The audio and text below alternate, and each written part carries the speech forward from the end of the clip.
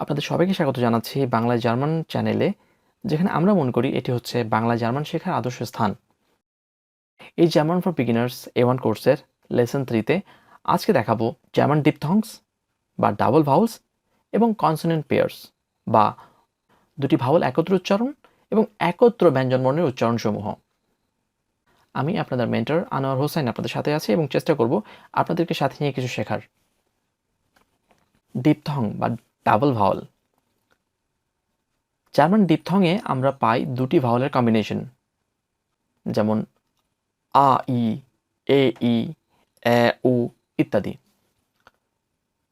এরা আলাদাভাবে উচ্চারিত না হয়ে একই সাথে উচ্চারিত হয়ে থাকে এবং জার্মান ভাষায় মোট 6টি ডিপথং রয়েছে: আ ই, এ ই, আ উ, এ উ, এ উ, ই এ। তাহলে শুরু করা যাক।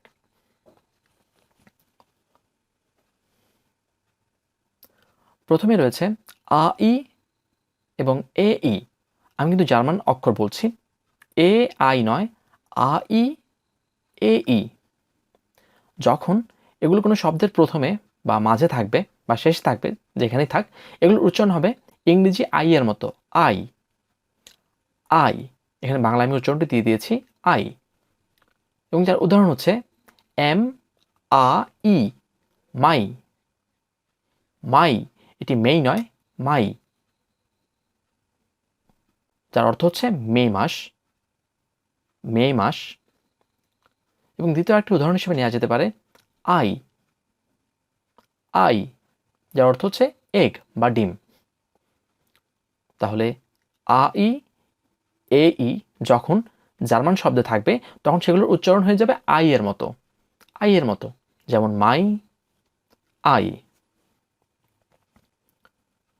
এরপরের ডিপথং হচ্ছে আ উ, আ উ।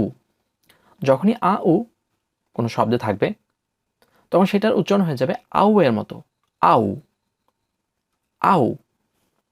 এবং এর উদাহরণ হচ্ছে আউগা, আউগা, যার অর্থ হচ্ছে আই বা চোখ, আউ, আউগা, চোখ। পরবর্তী ডিপথংটি হচ্ছে এ উ, এ উ। যখন এই ডিপথংগুলো কোনো শব্দে থাকবে তখন এর উচ্চারণ হয়ে যাবে অয় এর মতো, অয়, অয়। এর উদাহরণ হচ্ছে অয়রোপা, অয়রোপা। যেটা দেখতে পাচ্ছেন সেটা কিন্তু ইউরোপা নয়, অয়রোপা, অয়রোপা, যার অর্থ হচ্ছে ইউরোপ, ইউরোপ। দ্বিতীয় উদাহরণটি হচ্ছে টয়ম্যান, টয়ম্যান। এখানে এ উ থাকার কারণে এটি অয় উচ্চারিত হয়েছে, টয়, টয়ম্যান, যার অর্থ হচ্ছে ড্রিম বা বাংলায় স্বপ্ন, অয়রোপা, টয়ম্যান।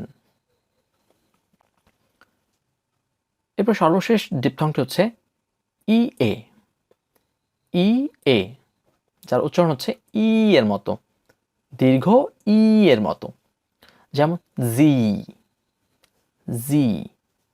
এর অর্থ হচ্ছে ফর্মাল ইউ বা আপনি, ফর্মাল ইউ অথবা আপনি, জি, আপনি।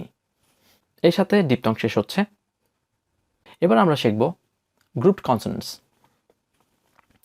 জার্মান গ্রুপ কনসোনেন্টে আমরা পাই দুই বা ততোধিক কনসোনেন্টের কম্বিনেশন, যেমন সেকা, পে এফ, এস সেহা, টে এস সেহা ইত্যাদি। এরাও ডিপথংয়ের মতোই আলাদা উচ্চারিত না হয়ে একই সাথে উচ্চারিত হয়ে থাকে। জার্মান ভাষায় মোট 9টি গ্রুপড কনসোনেন্ট রয়েছে, যেমন সেকা, সেহা, পে এফ, কু উ, এস সেহা, এস পে, এস টে, টে এস সেহা, টেহা। এবার আমরা বিস্তারিত দেখব। প্রথমে যে গ্রুপ কনসোনেন্টটি রয়েছে সেটি হচ্ছে সেকা, সে কা। আবার বলছি, এটি জার্মান উচ্চারণ, সি কে নয়, সে কা। যখনই এগুলো কোনো শব্দ থাকবে তখন এর উচ্চারণ হয়ে যাবে ক এর মতো বা ইংরেজি কে এর মতো, যেমন জুকার, জুকার, যার অর্থ হচ্ছে চিনি বা সুগার, খাবার চিনি। আমি তাকে চিনি সেই চিনি নয়, সুগার বা চিনি। সেকা জুকার, চিনি। এরপরে রয়েছে সেহা। সেহা, সেহা 3 ভাবে উচ্চারিত হতে পারে। প্রথমটি হচ্ছে SH বা তালব্য শয়ের মতো, যেমন ই সেহা, ইস, ইস, যার অর্থ আমি। ইস, আমি। এর পরের উদাহরণটি হতে পারে স্কটিশ লহ এর মতো, লহ, লহ, যেমন বুহ, বুহ, যার অর্থ হচ্ছে বুক বা বই।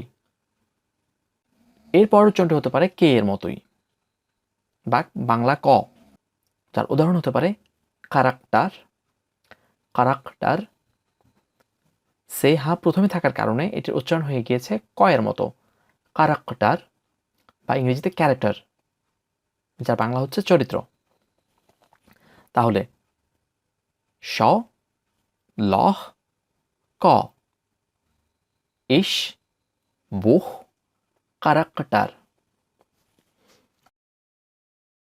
এর পরবর্তী গ্রুপ কনসোনেন্টটি হচ্ছে পেএফ, পেএফ, যার উচ্চারণটি অনেকটা পাফ সাউন্ডের মতো, পাফ সাউন্ড। এর উদাহরণ হিসেবে আমরা নিতে পারি ফেয়ার্ড, ফেয়ার্ড, যার অর্থ হচ্ছে হর্স বা ঘোড়া। এরপর রয়েছে কু উ, কু উ, যার উচ্চারণ হয় কো এর মতো, কে ও বা কো এর মতো। এর উদাহরণ হচ্ছে কোয়েলা, কোয়েলা, ইংরেজিতে সোর্স এবং বাংলা হচ্ছে সূত্র বা উৎস। কোয়েলা, সোর্স, সূত্র। এরপরে রয়েছে অ্যাসেহা, অ্যাসেহা, যার উচ্চারণ হতে পারে অনেকটা শিপের মতো বা দীর্ঘ তালব্য শ-এর মতো, শিপ, শিপ। এর উদাহরণ হতে পারে শুলা, শুলা, যার অর্থ স্কুল বা বাংলায় বিদ্যালয়। অ্যাসপে বা অ্যাস্টে, এই দুটোর আলাদা আলাদা উচ্চারণ রয়েছে। একটি উচ্চারণিত হয় স্পের মতো, স্প, স্প, যেমন স্প্রিং। অ্যাসপে এর উদাহরণ হচ্ছে এক্সপ্রেশন, এক্সপ্রেশন, যার অর্থ টু টক বা কথা বলা। এসটি এর উচ্চারণ হচ্ছে ইস্ট মতো, ইস্ট, ইস্ট, বা স্টার, স্টার।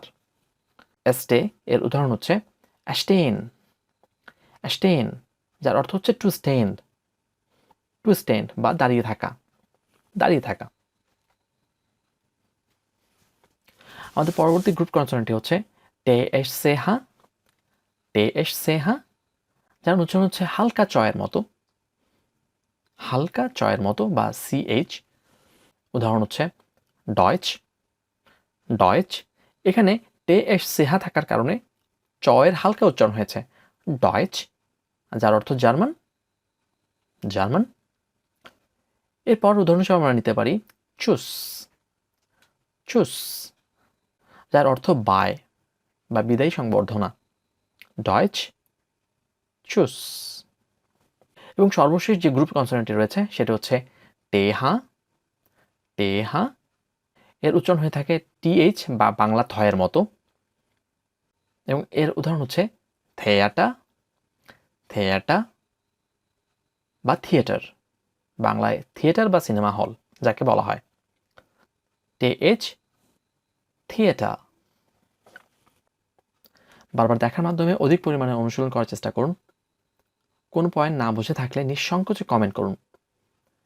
আজকের এই ভিডিওটি উচ্চারণ এবং জার্মান রিডিং পড়া, সর্বোপরি জার্মান ভাষা শেখার জন্য অতীব গুরুত্বপূর্ণ, তাই খুবই গুরুত্ব দিয়ে এটি অনুশীলন করতে থাকুন। লাইক এবং সাবস্ক্রাইব করে আমাদের উৎসাহিত করুন এবং আগামী ক্লাসের জন্য রইল অগ্রিম আমন্ত্রণ। ধন্যবাদ।